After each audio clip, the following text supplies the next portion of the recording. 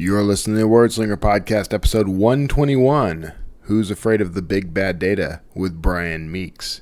This episode of the Wordslinger Podcast is brought to you by Draft to Digital. Convert your manuscript, distribute it online, and get support the whole way at drafttodigital.com. It's the Wordslinger Podcast, where story matters. Build your brand, write your book, redefine who you are. It's all about the story here. What's yours? Now, here's the guy who invented pants optional, Kevin Tomlinson, the Wordslinger. Wordslinger. Hey everybody, this is Kevin Tomlinson, the Wordslinger. I appreciate you tuning in again. This is what, week? I don't know. It's been several years now, right? It has been at least 2 years. I know that. It's been at least a couple of years. Actually, let me think back. I think I started the show back in 2014, so 3 years. Wow. Pretty wow. Speaking of years and anniversaries, I realized this morning that completely unregarded, I didn't even pay attention, but I have actually been with Draft to Digital for a solid year as of this month. Actually, as of July 1st, really. So a full year at Draft to Digital as their director of marketing. It's been, it's been incredible. These guys, okay, I mean, first of all, before I ever set foot in the Draft to Digital offices, I was already a big fan of the company and what they do. And the reason is, I'm very big. I want to be a part of things that are out there helping to boost and build the indie author community. You know, anything that nurtures someone from that will be author state to the published and successful state. You know, that's something I've always wanted to be a part of. And it was very exciting to me when I talked to these guys and they were interested in bringing me on board and, you know, invited me to come on. And so it's been an incredible year. You know, we've done a lot in the community in that year. I've met a lot more indie authors in that time, connected with a lot more of you guys at conferences and events and that sort of thing. I've seen my own career, you know, it's changed. You know, my own writing career has changed somewhat. I'm still doing pretty well. I'm still, you know, I'm getting even better. So I think it's just been an incredible year all around. I'm so grateful for, you know, everything that Draft Digital does for the community, you know, the community I'm a part of. But I'm just grateful to be a part of that and to contribute. So if you haven't tried out Draft to Digital yet, if you are an author, if you just want to be an author and you don't know where to start, reach out. We can help you. You know, this is not really meant to be a sales pitch, but we have all these free services and resources that are just... they're built for you. I mean, we just announced our partnership as of this week. On July 18th this week, we have now officially launched the partnership with Find a Way for Voices, where if you come on as a Draft to Digital author, even if you don't use us for distribution, you come in through us, you can skip the $49 admin fee. And that's a standard fee that they charge everyone normally. So that's an advantage if you come in through D2D. You definitely check that out. If you don't know what that is, Find a Way Voices is now an alternative to ACX and the Audible's little program there. The Audible Content Exchange is what ACX stands for. Voices is going to allow you as an independent author to function much more like you do in the ebook world. The same sort of distribution pathway to all these different distributors worldwide, and complete control over your intellectual property, which is fantastic. Something you don't normally get from Audible, really. You can own your content in Audible, but you don't get to control your price, which you do get to do with Find a Way Voices. And man, I'm telling you, this is going to be a game changer. The way I build this, the way I talk about this everywhere else and here, is that controlling your price is going to allow you to do a lot more than you could otherwise. You can sell shorter works, because right now people on Audible, you know, they get their credits. They're not gonna waste a credit on your 1 hour novella. I'm sorry, but they're not, and they're not going to pay $35 for it either, which is, you know, Audible likes to price the books, $25, $35, whatever, and they control that pricing. They still do, actually, on Audible. They're going to still control their pricing. But we're looking to break that credit system, that credit model that they use, so that now you could, do some serials, take some serialized fiction and throw it up there, a bunch of short stories or novellas, link them all together, and do what you do in ebooks. Put the first one up there for free. You can price all the way down to zero with Findaway. So that's a good model, I think. I mean, it's one that's worked for the the ebook industry for a very long time. You got your top of funnel, your funnel offer that gets the reader hooked on your work, and from there, you put your CTAs in, and you lead to the next and the next and the next, and then before you know it, you've got a reader for life. Now, there's more overhead with audiobooks, and with Findaway, you're going to, with voices, you're going to have to be on the hook for that overhead. But man, let me tell you, behind the scenes, the conversations we have, we are working so hard to get the price down, to get the overhead down, so that, instead of thousands and thousands of dollars, it might be hundreds of dollars that you spend. But really, if you're paying $1,500 to $3,000 on a title, that is kind of expensive for a lot of authors. I fully agree with that. I acknowledge that. I feel that way too. It's a lot of money to shell out, especially with no guarantees of return. However, you will own all the rights to your book. You're not sharing part of the royalty with someone for the lifetime of that book, and that means that you can recoup your investment much faster. So, the risk, and every business has it. Every business has a risk, right? But the risk is that you won't get those funds back in a timely manner, if at all. So, that's the gamble, that's part of doing business. But savvy business owners know that there's always that risk. You can mitigate that. You can plan around it, formulate a marketing plan, get a strategy for your career going. Audiobooks make a great addition to that, and it's wide open right now. It's like the Wild West right now, folks. I'm serious. There's never been a better time to be an indie author, I'm telling you. This is as close to being able to go back in time to the those halcyon days of the Kindle Gold Rush era. This is as close as you're going to get. So you really should consider audiobooks. Even if you don't go through Findaway Voices and Draft to Digital, I get that if you want to do a royalty split, but it's getting tough to get those narrators, the good quality narrators, to do a royalty split. I mean, it's getting insanely tough. Finding somebody who's reliable, finding somebody who's actually got the talent. But more importantly, when you do an audiobook, you don't just want somebody who sounds good. It's sort of like the covers. If you get a cover, you don't just want a pretty picture, and you don't necessarily want an image that's just telling the story of your book. You want an image that works with the genre and works to attract the reader of that genre, right?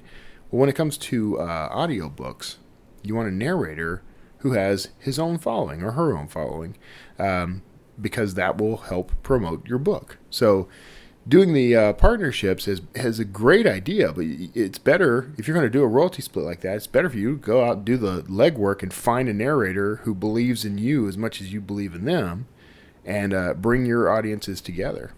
Spend the time building up that platform. So that, just like you would do if you were going to pitch to an agent or someone else, honestly, is you're going to go to this, this narrator and say, look, I don't have $3,500 to give you, but I could give you, $1,200 or whatever, and 50% royalty on the book. And I can, here are my projections. Here's how many people are on my list, how many people bought my books, over the past 6 months, how many people have said to me, through this informal survey, that yes, if there was an audiobook available, I would buy it. Here's the number of pre-orders I've gotten for an audiobook. You can leverage your data basically to get these guys on board, get these guys and gals, get these fine people, these fine narrators. I'm trying not to be sexist here, okay? But to get these talented people on board who have audiences of their own. And don't just settle either. I mean, go out and strike up deals with people who can help you as much as you help them. And that's a good way to run your business. So we're 10 minutes in, and speaking of data, I'm talking to today Brian Meeks, Brian D. Meeks, because there's another Brian Meeks author out there, but Brian D. Meeks, who, among other things, he's the author. He's written some pretty cool and funny and quirky books out there, but he's been doing a lot of stuff like The Prosperous Writer's Guide to Making More Money, which he co-authored with Honoré Corder, a former guest. Brian himself is a former guest of the show. If you don't remember, he was on episode, way back. He was like episode 49. Above Extremely Average Indie Publishing with Brian D. Meeks. That episode you'll find in your show notes, and is a classic Word Slinger podcast episode. But today, on this very special Word Slinger podcast episode, we're going to talk to Brian about data. And, it's funny, and I titled this episode, Who's Afraid of the Big Bad Data? And the reason is that I sometimes cringe when I start thinking about this deluge of data and how to manage it and how to utilize it properly. It seems like I can't ever get a grip on everything that's out there that would be helpful to me. Now, Brian is, we mentioned this in the podcast, but he's working on a book centered around Kindle, the Amazon Market Ads. AMS. I am completely drawing a blank, but the ads that display on Amazon that you can participate in, and he's I'm in a group of his that he does mention in the show, where he's sort of running everything through beta. It's going to be remarkable. It's kind of cool to get that insight because he's being very successful with these ads. So you might be too. Anyway, we're going to get into it. We're almost 12 minutes in. Sorry for that delay, but I hope you enjoy this interview with Brian D. Meeks, and I'll see you on the other side with housekeeping and etc. Hey everybody, thanks for tuning in. Now, occasionally I'll get a repeat guest on this show. It doesn't happen all that often, but when I do, you can count on it being somebody that I really like and really enjoy talking to. And today, we're actually going to chat with Brian Meeks. Now, he's an author, but he's also started something kind of cool that we're going to dig in on. I'm going to let him introduce all of that. But first, Brian, welcome back to the show, man. Well, Kevin, I'm pleased to be here. It was fun the last time. I'm sure it'll be fun again this time. I'm sure it will. And okay. Listeners to the show. Now, I didn't do my due diligence here. I didn't go back and find the show number, so I may have to find that a little later. But listeners to the show will remember you. One of the things I quoted from you during your last interview was that if you want to reach the next level, it's always about the data. And you live by that principle, right?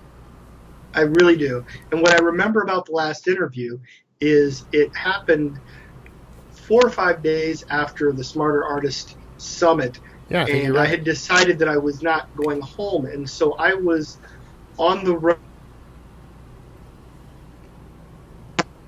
when it was time for our interview, and we did it over the phone. I called in.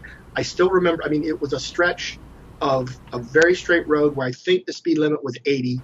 I had just driven through this amazing torrential rainstorm. It stopped. It was so hard that I don't think we could have done it because of the loudness of it, yeah. But it stopped in time for the interview. I pulled off into what was a closed gas station and sat there in my car. We did it, and I remember so clearly that moment. It was a lot of fun. That's but yes, to answer your question, I spend a lot of time looking at data. I absolutely feel like it's hunting for treasure. There's information in there if you dig deep enough and get in the habit of asking the right questions, then you start to come up with answers that can inform you on how you should make decisions, whether it's launching your book or running advertisements, choosing to do a special. All those things can be determined from your data. I'm absolutely terrible about data. I have to confess. I want to be that guy. Most people are afraid of it. Most people don't enjoy data, and this book was an attempt by me with the writing to try to make it less scary. Yeah. The feedback has been wonderful as far as the reviews. A lot of people who are filled with trepidation Yeah. at the thought of trying to do analysis. Maybe they had bad experience with math in their school days. Right. But it really isn't as scary as most people think once you start to do it a little bit. Yeah. So, okay, you brought up the book, which we haven't actually mentioned yet. So, what? Tell me more about the book. The book is The Prosperous Writer's Guide to Making More Money, which I co-wrote with my author buddy, Honoré Quarter. Yeah. Another former it, guest of the show. Yes. In it, our goal is to try to bring people to the point where they look at the data side of their business and understand that some simple things, 7-day trend lines, learning about how to actually calculate ROI. That's an area where I see a lot of people do the formula incorrectly. And in the book, I didn't describe the formula as A minus B divided by B, which scares people because it's algebra. Yeah. I mean, it looks like algebra if you use variables and so forth. I said you basically take the pile of money that you made from the promotion, you subtract the pile of money that you spent, you get that number, and then you divide it by the pile of money that you spent again, and that answer is your return on investment. And so if there's a way to present it that people can then remember the ROI formula, once you remember the formula, it's not scary. And once it's not scary, it's much easier to actually sit down and air quotes. I'm doing air quotes right now. Do the math. Actually, though it's not air quotes, it is do the math. And so that's where I'm hoping to bring people along. And the feedback's been great. Yeah. I think for some of us, I don't know, maybe I am somewhat afraid of the math, which is ironic because I have an engineering background. Math was a big part of my life for a long time, but that is ironic. It is ironic. Engineers, I mean, the reason that I have a degree in economics, which is pretty much massive amounts of algebra, is because when I got to the point in calculus where I could find the surface area of a donut, in my mind, there was nothing worth learning beyond that. That so blew my mind. I mean, the shape of a donut, I could figure out the surface area, that everything after that was, I just couldn't open up to learning it. Whereas engineers have to learn that. So you know a level of mathematics that is even beyond me. No, I wouldn't say I know it. I'd say that I could more easily reference it than the average person will say. But so and that is it's a good point because math can be very intimidating. But for me, it's not just the math. It's like it's the thought that goes into it. So you have to actually put quite a bit of thought into the strategy of it, like what not only the math itself, but what you're going to do with it. And so that's what intimidates folks like me, I think. Actually, that is a fantastic point. And I just posted a little bit about this on Facebook. One of the things that I try to teach people is that the art of data analysis is in asking the questions. Yeah.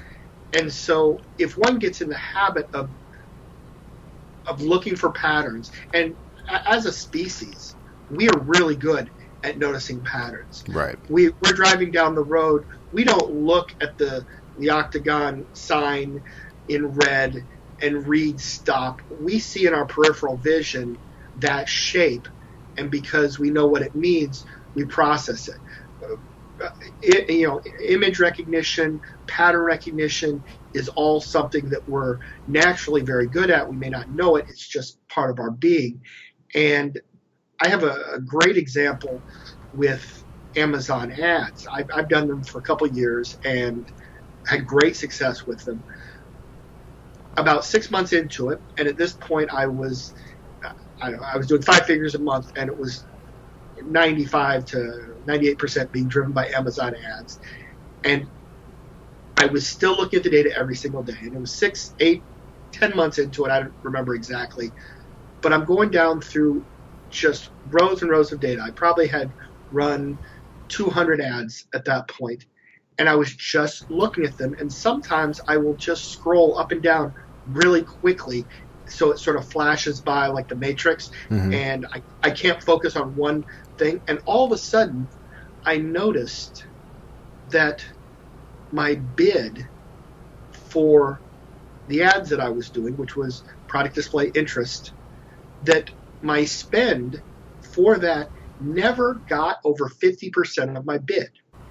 And I thought that was interesting. And I'd not noticed that in 6 or 8 months. And so once I started looking at that, and then I went through, and because it was in Excel, I could create a formula off to the right, and found out that none of them had gone over 49.7%. Some of them didn't go over 20%, but that was a really interesting thing. And at the time, I was trying to figure out, how do I scale my ads? Yeah. So the question became, if I'm bidding $100, but they're only spending at most $49.70, what if I bid $200? And so I started doing tests, and I tested all sorts of different bid ranges, and that allowed me to scale much better, and in turn, have better revenue. It was because I saw that one tiny little pattern, even though for months and months and months I've been looking at the same data and hadn't seen it. So the patterns are there. We just need to get in the habit of asking questions. Why is that strange? Right. And like anything, if you're constantly asking those questions, you'll become better at it. Yeah, that's true. And it's a little frustrating because I consider myself a fairly intelligent person, but I am always bombing when it comes to this stuff. When it comes to running Facebook ads, I mean, as far as creating the ad, if it's a content creation question, I'm your man. When it comes to the strategy of placing the ads, testing, figuring out what's working, what isn't, that sort of thing, that's when I start to kind of fall. And it always comes back to the data, and it's very frustrating for guys like me because I do want to see improvement, and I know the key is there, but I have a real hard time. Well, again, it really is something that doesn't happen overnight. Yeah. There are a lot of things we can learn. As an example, for writing advertising copy, with whether it's Facebook ads or Amazon ads, you want to be concise. You want to constantly test, A/B test different copy. And one day I was reading on, I think, Copy Blogger, an article, and it talked about these 5 words that were incredibly powerful for ad copy. Unfortunately, I only wrote down 4 of them, so one of those words is lost to me. But those 4, you, because, instantly, and now, I started to test in my advertising. And I would write copy with 1 or 2 of those words, and then I would write nearly identical copy, but substituting in different words. And sure enough, my conversions went up. I got better click-through rate. And that's a tiny little thing. Right. But that changed the way I did ad copy moving forward. In the book, I talk about one's description. And I've tested that. And sure enough, changing my ad copy, changing the length of the paragraphs, having a hook at the beginning, putting praise for above the hook, with a couple quotes that I've gotten from readers who will send me letters, or if I see a quote or I see in a review somewhere, I will reach out to the person and say, I really liked what you said about my book. Thank you so much. Yeah. Do you mind if I use that in advertising? And nobody ever minds.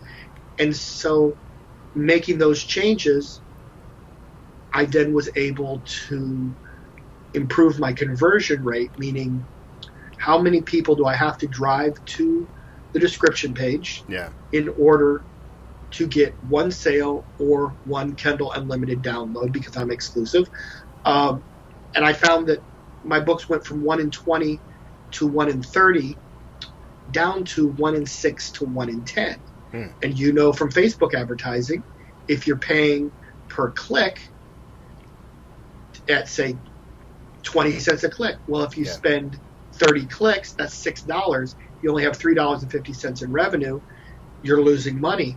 If you're spending 20 cents a click and you convert it 1 in 10, now you spent $2. Right. You get $3.50 back. You have $1.50 left over. So that one thing, changing my description, making it better ad copy, putting in the HTML code so that I've got some bold in there. I've got some H2 and H3 headers so that things stand out, and none of my paragraphs are over 2 lines. Yeah. All of those copywriting methods improve the number of people that were willing to give my book a try. Yeah. And that's again, that goes back to data, but you can make the changes if you don't then follow up with the results and really see that, wow, this had a massive impact. Then maybe you have, half dozen books and you only changed it on one, and you don't realize how much benefit there was to your bottom line because you didn't do any follow-up. Right. And so you don't get around to doing the other books. I did the math, and this is something I only started changing my descriptions, I think it was back in September of last year. And I had been doing very well for about 15 months prior to that. And I did the math on my improved conversion, and I had all my data from the ads I'd run before, and I went back and I said, if I had had this level of conversion over the past 12 months, what additional revenue did I leave on the table? Again, this goes back to asking questions. Yeah. And the answer was, I left $60,000 on the table because I didn't learn how to write a proper description a year earlier. Well, see, now you're making the argument for why I might not dig in on the data so that I don't weep over the money I've left behind. Well, some people are pessimists, they're optimists, but I look at it like I was, $60,000, that's a lot of money. Yeah. But I plan to live a long time. Yeah. And my books are going to be out there, and I was thrilled to see that change had such a big impact because I don't dwell on the $60,000 lost. I think about, okay, over the next year, I should have that much more growth. Yeah. And what about the next 10 years? And the 10 to 20 hours I spent redoing my descriptions compared to $500,000 over 10 years, $600,000 over 10 years, with the growth of my books, maybe it means $1 million for that 20-hour investment. But again, the person who doesn't do the follow-up, they may hear this podcast. I'm sure lots of people hear this podcast. They may go in, maybe they give the book a read, and they change their description, and they assume, okay, it's better. But if they don't dig in enough to really understand the impact, they may not focus on copywriting properly down the road, or they may blow off their next description, just mail it in.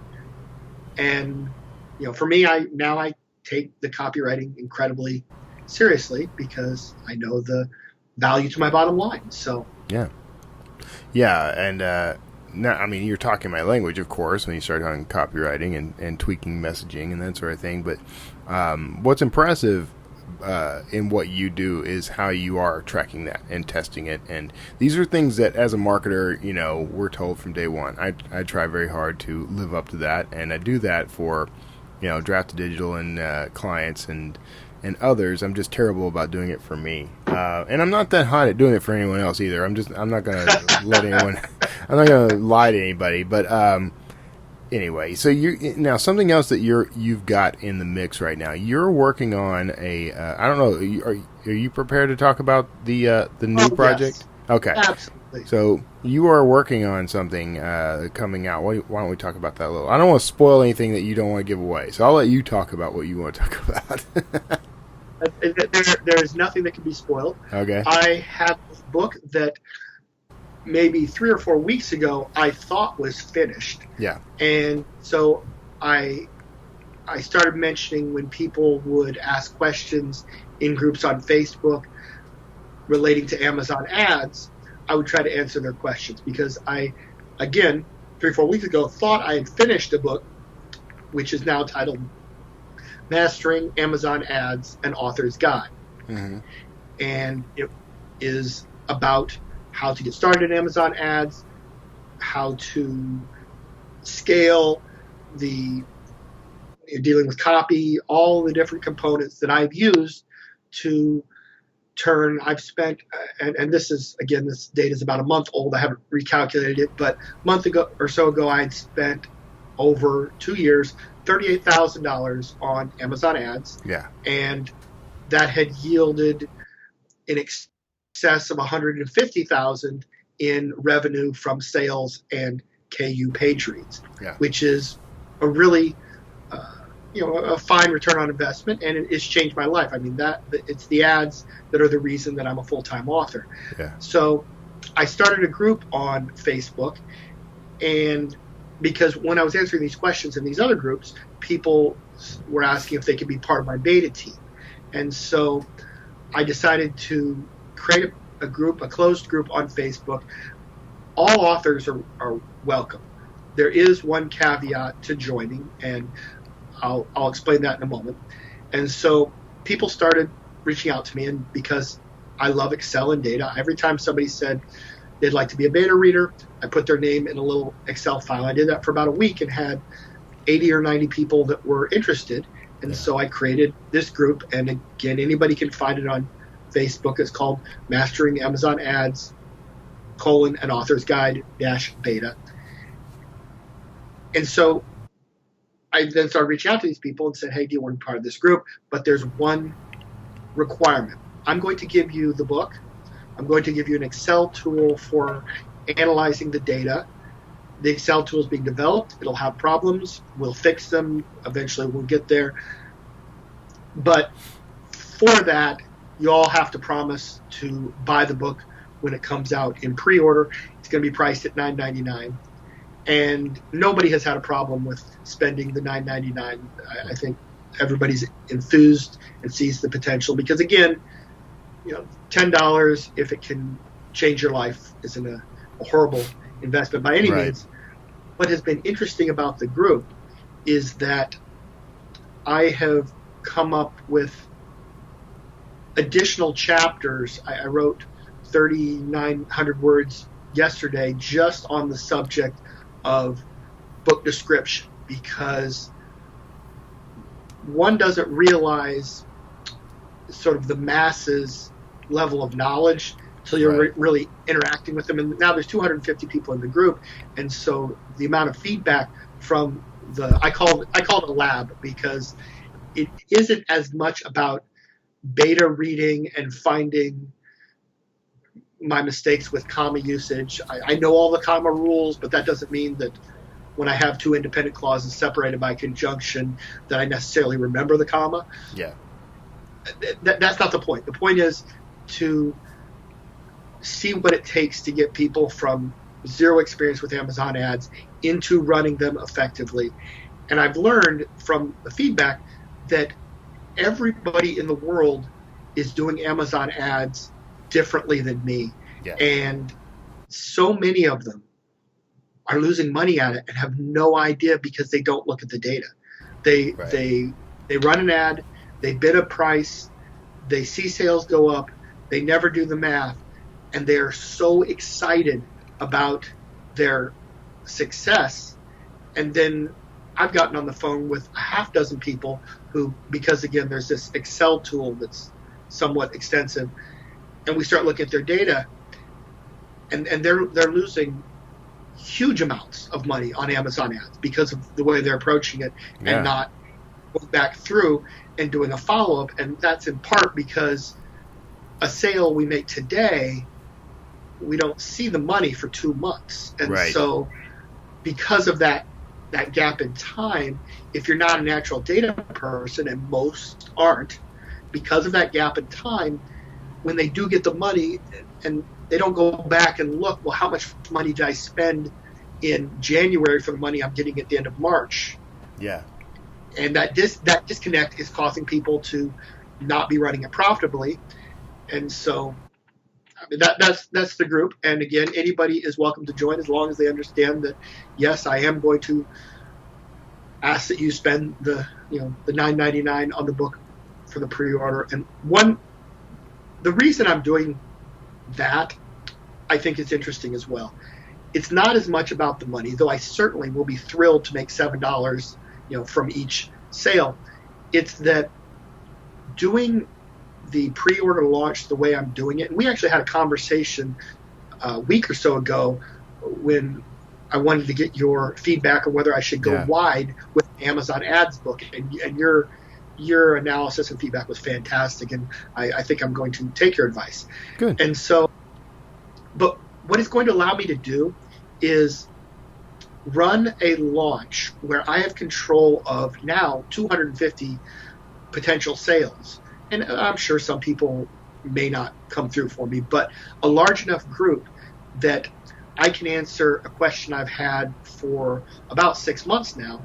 Does Amazon now weight the value of each sale based on its price as it relates to ranking? Mm-hmm. I know 2 or 3 years ago, we all, there was in the appendix of, and I'm forgetting the author's name, but it was, I think the book Let's Get Visible. Mm-hmm. He talks about he has a chart in the back that shows if you have X amount of sales, approximately where your book will land Amazon ranking wise overall. Right. And that chart I have used for years now. I don't remember when his book came out, 2013 sometime, and it has been incredibly accurate. I love being able to use that to predict.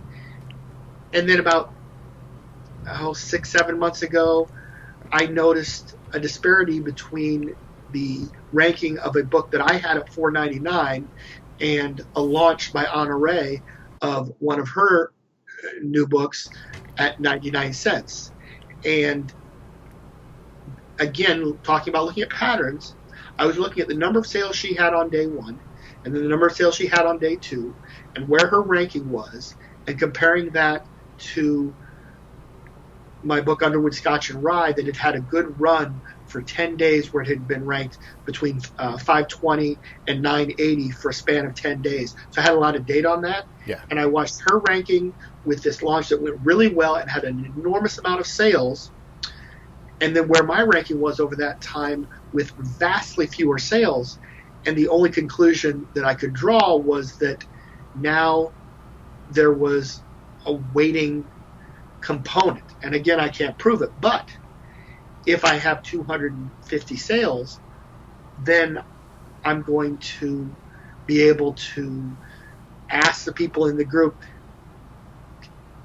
I'm going to put people into say 5 groups, and so you're a part of the group, Kevin. You might be in group C, and when I put up the pre-order, I will say, okay, people in group C, I would like you to buy the book on Thursday, please, and just send me a message and let me know when it's done. And doing that for all 5 groups, I will have a very controlled launch. And I'm thinking of actually asking for volunteers who would be willing to spend an extra $1, because I have a novel that has been done and just waiting to launch for like 2 months, but I haven't gotten around to it. And I may do a pre-order at the same time for Beautiful Gears and launch it at 99 cents. And if I could get, like say 50 people that were willing to spend the extra $1, then I would adjust my strategy and I would have, say, spread those people out over 5 days, have everybody buy 10 copies of the book, of each book, and then I would have 5 days worth of data where I have 10 sales a day at 99 cents and 10 sales at $9.99. In theory, if those rankings should be nearly similar. Obviously, they won't be the same number, but if they're both launched, they should be nearly identical, and I don't think they will be. I think the $9.99 book will do vastly better. If I can prove that, then that absolutely changes the way people should choose to launch their books now. Because if it's weighted, like I think, where a $9.99 book is worth, say, 1 ranking point, and a 99-cent book is worth 1/10 of a ranking point, and it may be something in between. I don't know. But that really changes the approach to launching, because I've asked so many people, and I say, what is your goal with the launch? Why did you launch at 99 cents? And ultimately it comes down to they want to get a higher ranking so they get more exposure to organic traffic. Right. That traffic that is beyond our sphere of influence, which is the exact right attitude. But if it turns out now that selling fewer books at a launch of $2.99 or $4.99 gives you a better ranking, then the fact that you're making vastly more profit aside, I mean, that becomes irrelevant. Now the relevant point is to reach your goal of obtaining the highest ranking for the longest period of time. To do that, you no longer need to do the 99-cent launch. You need to do the $4.99 launch. But again, anybody listening right now, I don't have that data. Yeah, it hasn't been proven out yet. But I will say this. I would gladly pay $9.99 for your book in order to get at least that kind of data. So, from that perspective, it's an investment. Would you spend the extra 99 cents to be a part of the test where I launch? No, I draw the line. No. Yeah, I would definitely. Yeah. Yeah, no. I mean, extra 99 cents. I mean, come on. I'd probably spend an extra $10 if it came down to it. So, I would. I will. I think most people will. The people in the group, I've gotten so many messages from people saying that they love it and they're thrilled with the $9.99 and it's priced too low, and I don't care about that. Ultimately, there's so much value in what I'm learning from the group that that's going to make me more profit for my own books. So right. It isn't a one-way street by any stretch of the imagination. People ask questions, people are testing things, again, helping people understand how their tests are going or if they should try one thing or the other.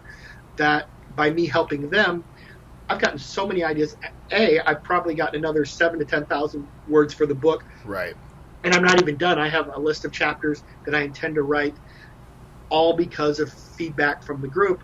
And so, yes, I'm getting the $9.99 or the $7 from the sale, but also I'm getting a better book out of the deal. And so I really think this is going to be quite a good work at the end of the day. And we're going to find out. We'll see how it goes. Yeah, no, I agree. I think it's something necessary because, frankly, Amazon's ad system is somewhat new. I mean, it's been around for a couple of years now, right? Not long, right? No, it isn't that long. And the reporting, I love Amazon. Yeah.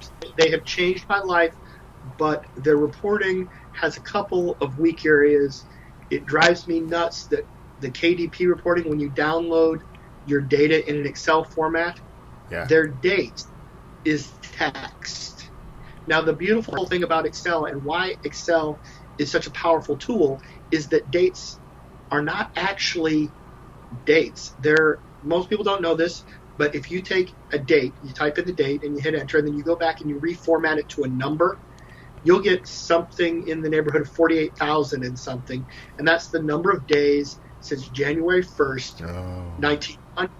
And because when we see a date in Excel, it's in the date format that we want, whether it's long or short or what have you, we don't realize that there's that number behind it. So it's really just a number. Because it's a number, it means you can do math on it, which has a lot of applications for data analysis. And Amazon, in their reporting, when you download that report, it's not really data. It's this text of the date, which means I can't subtract one day from another.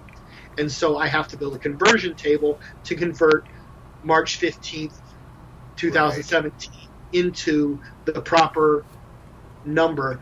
And it's incredibly annoying. But again, I mean, if that's the worst of their problems. And then CreateSpace, they also an Amazon company, their date is not just, I mean, it really is the Excel date, but it's even better. It's the Excel date with a timestamp. So GDP gives you this useless date, CreateSpace gives you a timestamp. If one had a lot of print sales, you could go in with CreateSpace and take all of your data and do amazing things and actually see if something you've done changes the sales from 1 to 2 in the afternoon. I mean, it's incredible. It made me as a data person giddy. I bet. Ultimately, your point is correct. There are issues with the system that hopefully they'll fix. But if not, again, there are workarounds, and that's why I built the Excel tool, and hopefully that will be helpful to people. I should say that somebody listening now is thinking about joining the group. You're more than welcome. The Excel tool is a wonderful thing. One aspect that I've learned is most people, it seems, that are authors have an Apple MacBook of some sort. Right. I have an Apple MacBook, but I also have a PC desktop.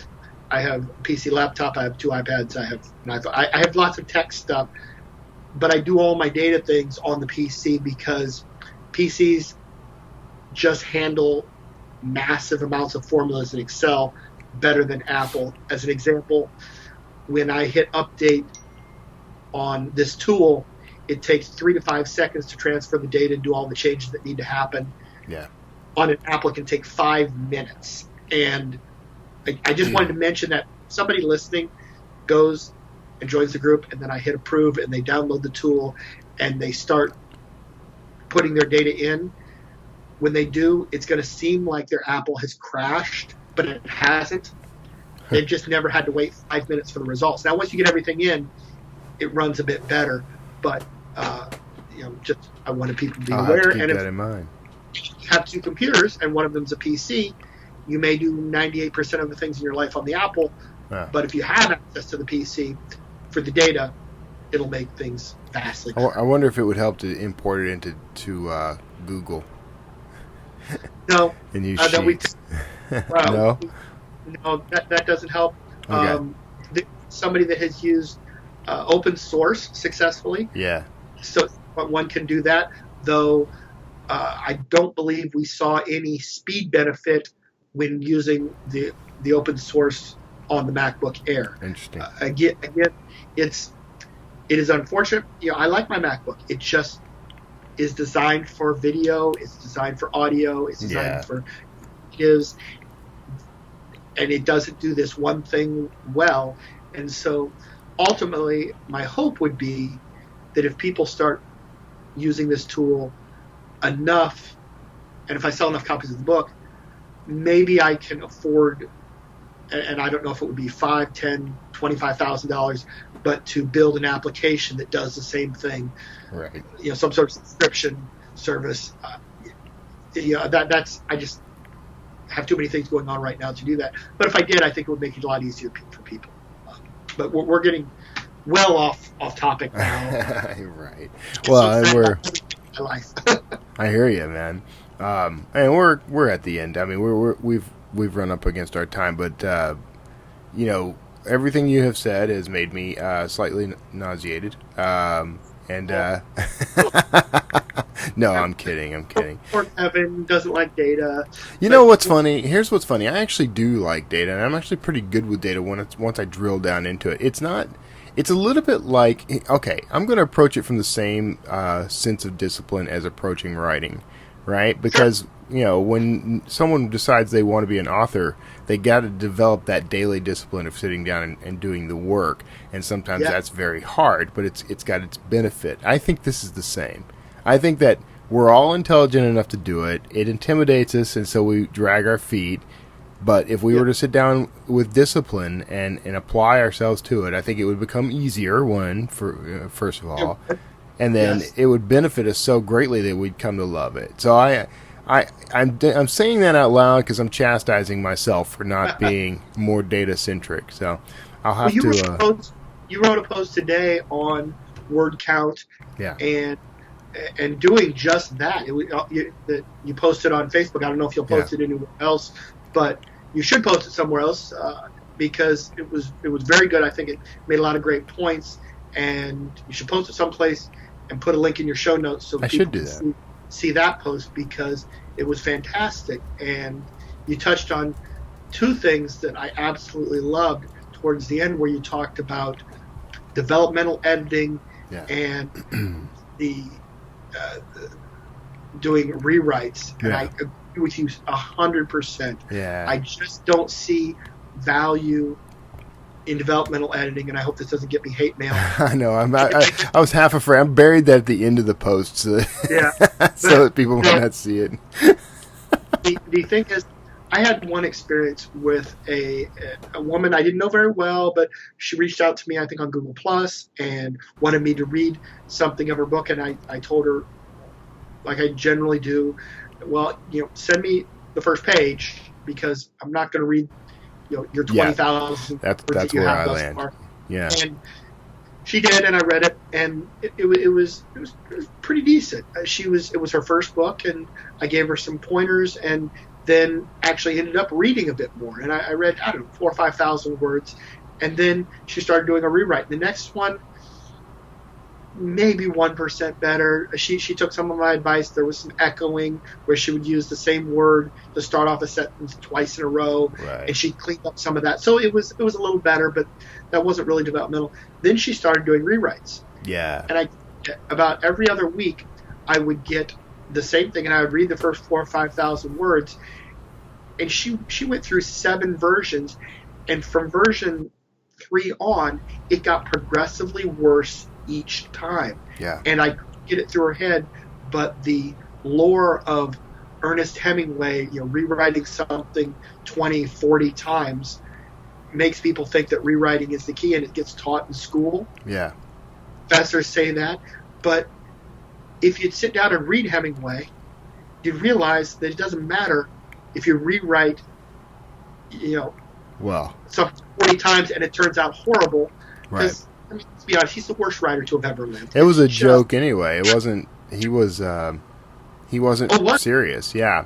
When he was just messing with people, basically, because he famously he was known for turning out one draft of a news story or whatever, and he would hand that over, and that was the work.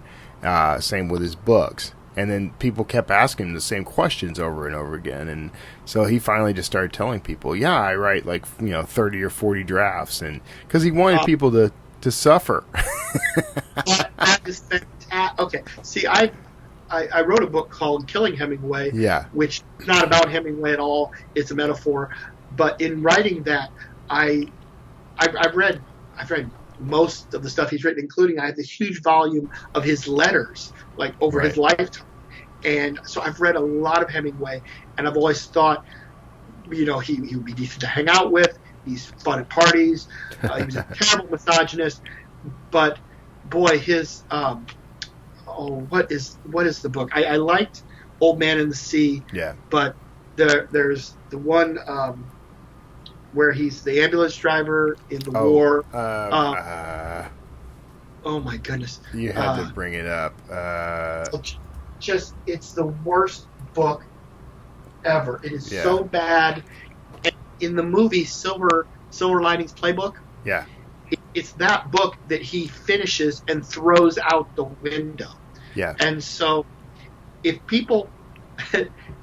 anybody ever posts on Facebook or social media that they've gotten a 1-star review and they're feeling bad, it's hurt their feelings, I tell them, go read the 1-star reviews for Ernest Hemingway. Right. They're mean. Right. I mean, I don't like Hemingway. I wouldn't write some of that stuff. They're funny, and they're better written than anything Hemingway's ever written. And so I'm really interested, though, that he didn't rewrite things 40 times, but everybody believes it. I know professors tell people that, the first draft is always crap. I rewrote a scene in one of my books, but most of my books are one draft and to the editor. Yeah. And well, look, there's nothing wrong with going back through your draft and reading and doing a bit of touch rewriting here and there or whatever to bring it up. But it's not about rewrites and then, well, whatever. There's a whole other topic, and I could go on for quite a while.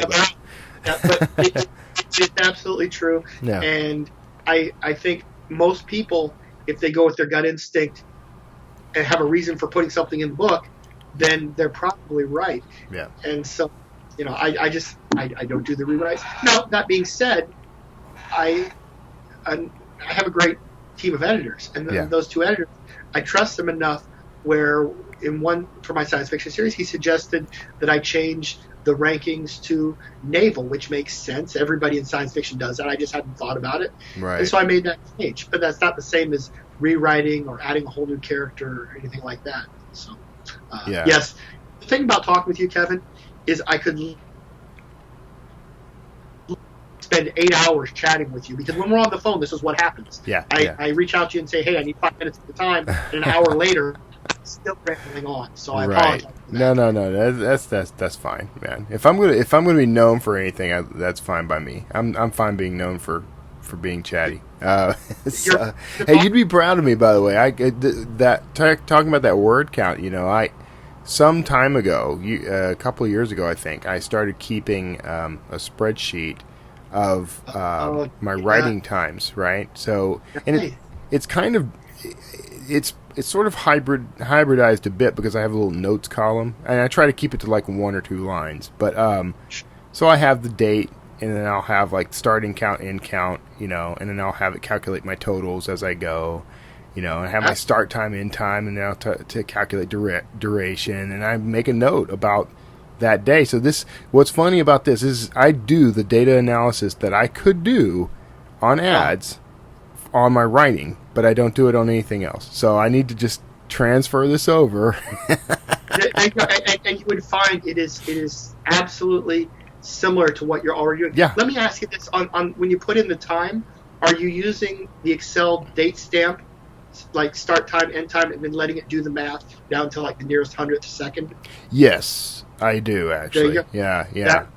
That's fantastic. I created a whole column that's nothing but the duration of that writing that does session. Me happy. See, that is something that I have done that periodically in the past, and when I've done it, I found that yes, my words per minute or words per hour, or I actually tend to write in 15-minute chunks. Yeah. My word per 15-minute chunks goes up, but also I get the added benefit of I so enjoy the gamification of the task. Right. Where when I am keeping that data, it's you know what? I've done 3 15-minute sessions today, and I'm bored. Do I want to watch TV? No, I'd really like to do another one and see if I can beat it. Right. And so just the act of measuring makes me write more. Or in the case of ads, the act of tracking my ads, I will create more ads because of the gamification of it.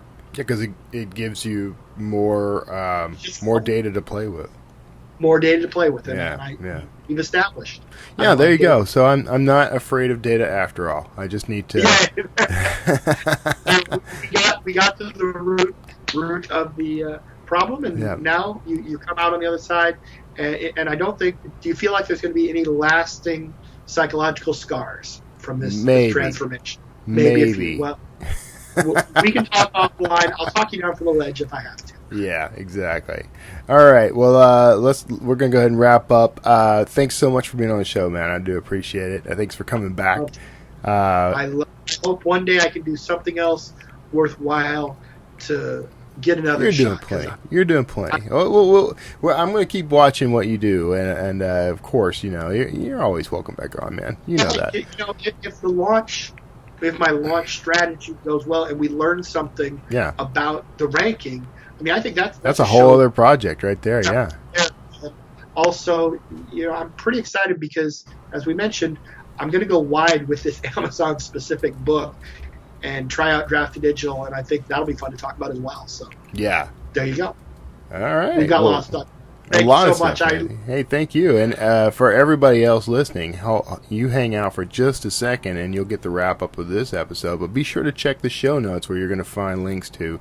Well, I'm gonna track these down because Brian didn't give them to me this time. But the links to like his website, Twitter handles, Facebook pages, anything that I can find on the guy, you'll be able to find there. And otherwise, thanks so much for being on, Brian. Hey, thank you much. All right. All right, that was Brian Meeks, Brian D. Meeks, and he is his website always cracks me up. It's extremely average. I just think that's hilarious. Anyway, so Brian, good guy, and he and I have met. We met at the Smarter Artist Summit. Speaking of that, if you haven't been to the Smarter Artist Summit, we just went this last year. Actually, Draft Digital sponsored this past the 2017 summit, and it was fantastic, as the first one was. I'm kind of curious to see how things go going forward with that conference. It's really a great excuse for all these authors who know each other through various circles to come together. It's almost like a family reunion in that sense. We hung out in the hotel we were in, and I can't remember the name of the hotel. Sorry, Austin. It was in Austin, Texas, though. We hung out there, and we were able to kind of walk and get a burger and get coffee and get whatever the accoutrements of being in that space would be. I went up in the RV.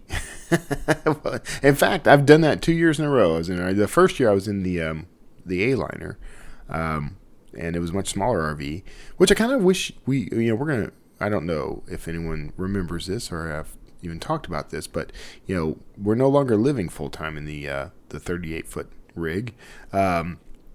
So I have been taking it to book signings and conferences and that sort of thing, but it's a little bit on the cumbersome side. So we're gonna sell that and get something smaller that's just meant for getting on the road, taking road trips, going on writing retreats and conferences and things with a little less hassle. It's kind of fun to have something smaller. So anyway, we're going to do that. But if you have questions about that, I'm happy to answer them. It was just we have changed directions a little with our lives as far as how we approach the RV stuff and travel, because we are traveling more by air. So, and to different places. Kara goes one direction, I go to another, and we're frequently spending weeks away from each other, actually. So it really made no sense to keep the RV at that point, because one or the other of us would be somewhere else in the country, and we kept having to hightail it back to Houston every now and then. So we just decided to home base, and there are other changes afoot, which I will talk about at a later date. Nothing you need to be concerned about, of course. It's just, that's what life is. We're having a good time and enjoying what we're doing, and new opportunities keep opening up. It's just, it's been just remarkable. But in regard to this episode, I really appreciate you tuning in. Now, this is where I've decided that the housekeeping portion of the show will live, and I try to add a little something so that you have an excuse to stick around. But I got tired of taking up like the first 10 minutes of the show with stuff all about me, or all about the give me money or something along those lines. I didn't want to do that anymore. I'd rather just talk to you. But here, if you would like to support the show, here are ways that you can do that. And I appreciate the people who are supporting the show. First of all, you can reach out to me with questions anytime you like. You can call me at 281-809-WORD. That's 281-809-9673. Or if you go to wordslingerpodcast.com, you can click on the Send Voicemail tab that floats along the right-hand side of the screen. Leave me a voicemail. I think it's about a minute of recording time. So you'll have to be a little organized about how you do it, but I'll play these on the air unless you tell me otherwise. I've gotten some great comments from people in the past. Another way to help the show is if you'll review it. Go on iTunes, check out their, they have their whole review system, star system, that sort of thing. If you'll go find that and leave me a review and maybe 4 or 5 stars, that would be greatly appreciated. Those reviews help people discover the show, and the show is built around the idea of providing a service to the world, helping authors and entrepreneurs, giving you some background, sort of the behind the scenes story about how these people have met their success and their philosophies on both career and life. And, I find these things both inspiring and immensely helpful. I mean, this show has changed my life in more ways than I can count. I mentioned that I've been at Drafted Digital for a year. Those guys discovered me through Wordslinger podcast. So, yeah, all the good things in my life right now, in my life and career, can be traced back to this show. So for that, I'm grateful. I'm really grateful to you for listening, and grateful to you for sharing with the people that you care about. That's another way you can help support the show, by the way, is to just send people our way. Send links to the show, send links to episodes you enjoy. If you do review the show somewhere on iTunes or Stitcher or Google Play or anywhere else, on your own blog even, wherever you might be talking up the show, social media, or whatever, first of all, I'm so grateful for that, and I so appreciate it. And it helps people to find this resource. It shows people that other people care. That's the social proof, right? It shows people that other people get some value out of it, and that's the whole point. So, thank you for that. I hope you will consider doing that if you're not already. If you go on to wordslingerpodcast.com, you can also click on the contact button and leave me a voicemail. You can ask me anything you like. You can ask a question for one of my guests. If you leave me a voicemail, and I think I said voicemail when I meant email, but if you leave me a voicemail or email, and unless you say otherwise, I'm going to read and share that on air.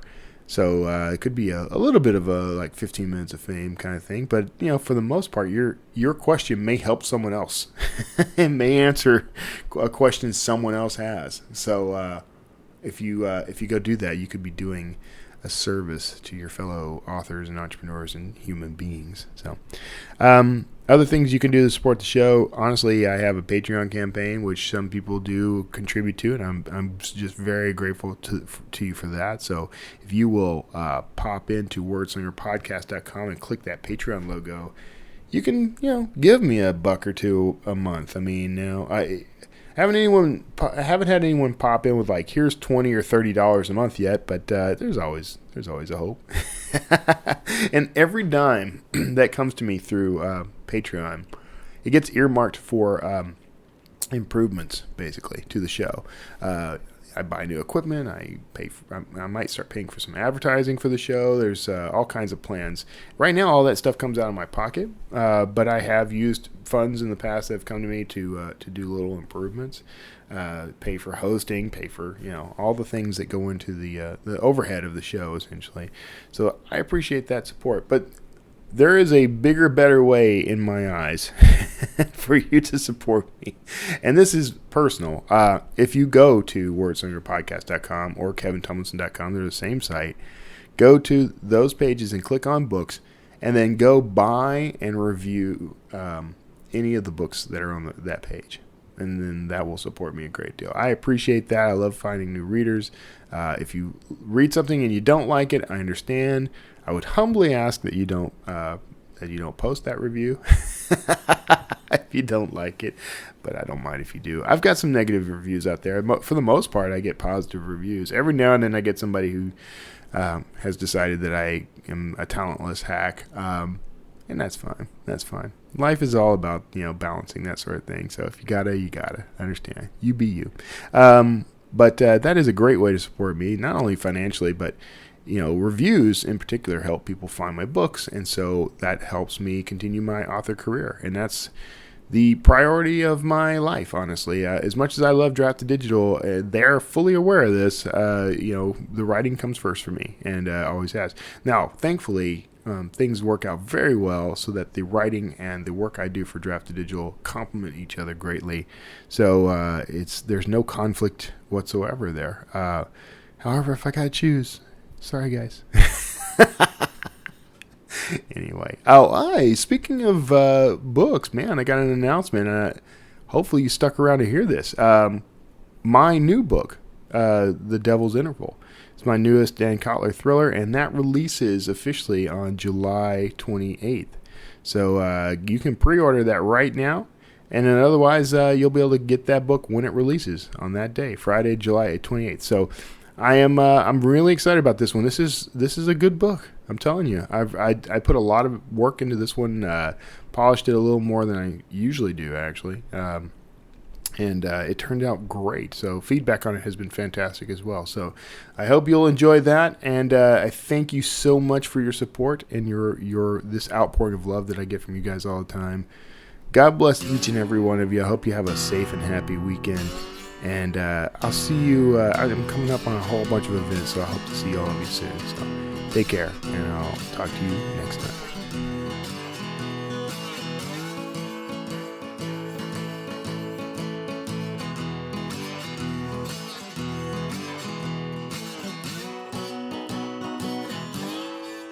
Word Slinger.